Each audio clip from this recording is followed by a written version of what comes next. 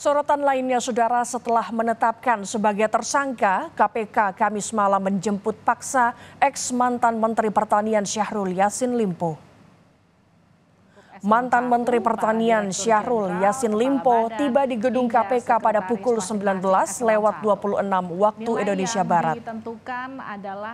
Sebelumnya, Syahrul Yassin Limpo dijadwalkan menjalani pemeriksaan KPK pada Rabu lalu. Namun Syahrul meminta penjadwalan ulang karena menjenguk ibunya yang sedang sakit di Makassar, Sulawesi Selatan.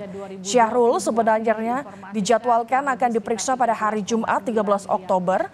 Namun sepertinya KPK melakukan langkah lebih dulu dengan menjemput paksa Syahrul Yassin Limpo. Pada KPK memberikan pemberitahuan untuk tidak dapat mengikuti pemeriksaan karena bahwa tentu ketika melakukan penangkapan terhadap tersangka ada alasan sesuai dengan hukum acara pidana, misalnya kekhawatiran melarikan diri, kemudian adanya kekhawatiran menghilangkan bukti-bukti begitu ya.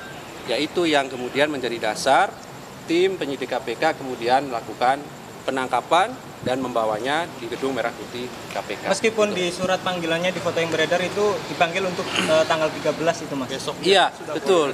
Ada panggilan itu, tetapi ini masih dalam rangkaian yang kemarin tentunya ya, bahwa kami mendapatkan informasi yang bersangkutan kan sudah di Jakarta gitu ya, dari tadi malam, dan saya pikir sesuai dengan komitmennya yang kemarin kami sampaikan, bahwa dia akan kooperatif semestinya datang kan gitu.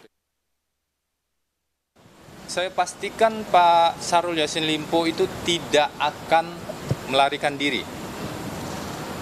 Karena justru setelah dari Makassar itu dini hari beliau sudah sampai di Indonesia, di Jakarta, mohon maaf, saya ulangi.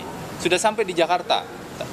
Seperti yang beliau sampaikan, ini adalah bentuk komitmen dengan sikap kooperatif. Jadi indikasi melarikan dirinya gimana? Kalau soal barang bukti sebenarnya KPK sudah dapat banyak sekali kan dari berbagai penggeledahan. Jadi mari kita lihat secara proporsional penanganan perkara ini. Kami mengajak kita semua melihat secara proporsional dan menggunakan aturan hukum sebagai dasar. Wakil Ketua KPK Johanis Tanak menyebut modus korupsi ex-Menteri Pertanian Syahrul Yassin Limpo adalah memerintahkan bawahannya untuk mengumpulkan sejumlah uang dari lingkup eselon 1, para direktur jenderal, kepala badan, hingga sekretaris masing-masing eselon 1. Nilai yang ditentukan adalah 4.000 hingga 10.000 dolar Amerika Serikat atau berkisar 62,8 juta hingga 157 juta rupiah. Total uang yang terkumpul sepanjang 2020 hingga 2022 mencapai 13,9 miliar rupiah.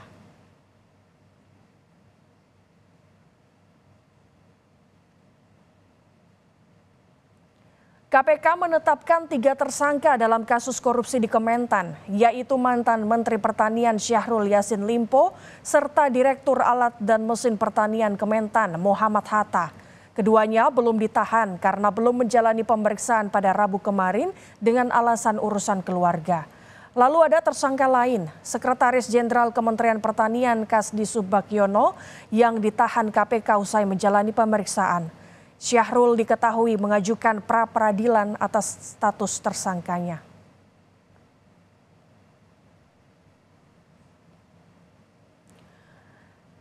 Sebelumnya, KPK telah menggeledah rumah dinas Menteri Pertanian, rumah pribadi Syahrul Yassin Limpo di Makassar dan mengumpulkan sejumlah barang bukti. Di antaranya ada uang 30 miliar rupiah, 12 pucuk senjata api hingga mobil termasuk sejumlah dokumen.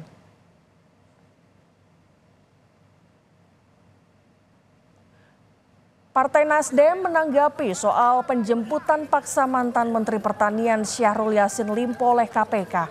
Politisi sekaligus bendahara umum Partai Nasdem Ahmad Syaroni menyatakan ada kesewenang-wenangan dari penangkapan ini. Syaroni maksud kami menambahkan penangkapan paksa yang dilakukan KPK tidak berlandasan dengan hukum acara yang sebagaimana mestinya.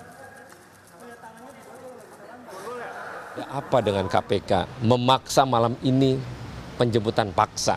Sedangkan mekanisme hukum acara belum dilalui. Berarti Nasdem sendiri nilainya jemput paksa dilakukan oleh pihak KPK tadi ini bagaimana, Bang? Ini ada kesewenang-wenangan yang dilakukan. Siapa di dalamnya, saya tidak pernah bisa menilai dengan apa yang ada di dalamnya. Tapi ini adalah perlakuan hal yang boleh dibilang kesewenang-wenangan. Tidak berlandaskan hukum acara yang sebagaimana mestinya.